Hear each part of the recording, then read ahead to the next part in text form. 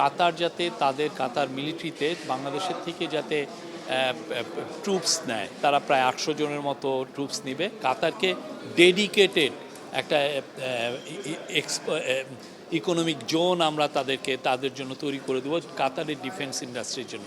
উনি ইউরো নিউজকে একটা সাক্ষাৎকার দিয়েছেন, সেখানে আরেকটা হচ্ছে যে কিং চার্লস ফাউন্ডেশনের যিনি চিফ, তিনিও আসছিলেন। তো ওইটা নিয়েও অনেক তাদের সাথে অনেক বিষয়ে আলাপ হলো। আপনি জানেন কিং চার্লস প্রফেসর ইউনুসের খুব বড় অ্যাডমিরার, এবং তার সাথে ওনার অনেকবার ইন্টারাকশন হয়েছে।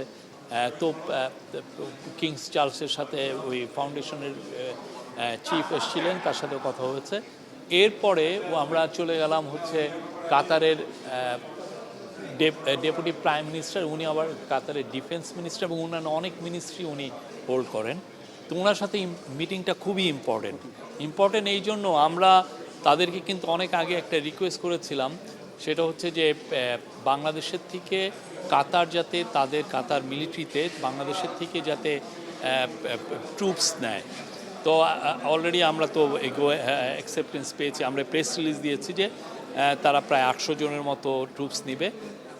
আমাদের চিফ অ্যাডভাইজার ওই মিটিংয়ে তাকে বললেন যে তারা যাতে আরও বেশি নেয় সামনে, এবং ওনার তরফ থেকে এক ধরনের আমি বলবো যে উনি বলেছেন যে উনি দেখবেন এটা, এবং এটা সিরিয়াসলি দেখবেন। কাতার তো অনেক ধরনের ইনভেস্টমেন্ট করে পুরো বিশ্বেই অনেক বিষয়ে। তো ওনাকে আমাদের চিফ অ্যাডভাইজার আহ্বান করলেন যে তারা যেন বাংলাদেশে, তারা অনেক ডিফেন্স ইন্ডাস্ট্রিতে ইনভেস্ট করছে, বাংলাদেশে যাতে তারা ইনভেস্ট করে বাংলাদেশে, এবং সেই জন্য আমরা বাংলাদেশ কাতারকে ডেডিকেটেড একটা ইকোনমিক জোন আমরা তাদের জন্য তৈরি করে দেবো, কাতারের ডিফেন্স ইন্ডাস্ট্রির জন্য। কাতার খুবই সিরিয়াস এই বিষয়ে, তারা আসলে এটা নিয়ে কাজ করছে, এবং উনি এটা জানালেন।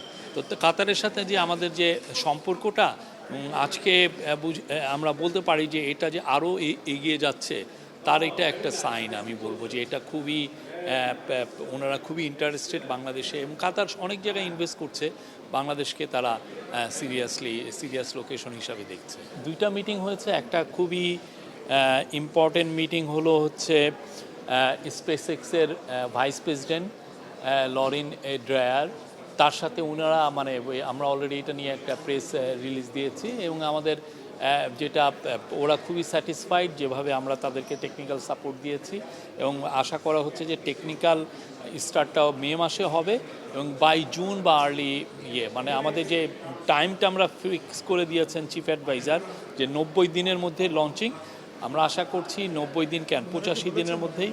এবং তারাও হ্যাপি, কারণ তারা যেই ধরনের অন্যান্য দেশে যেই ধরনের ওনারা ব্যুরোক্রেটিক ট্যাঙ্গেল পান, ওরা এটা সেখানে করে না। তাদের কিছু ইস্যু ছিল, সবাই মিলে আমরা তাদের যে ইস্যুগুলো সেগুলো এটা এমন কিছু না।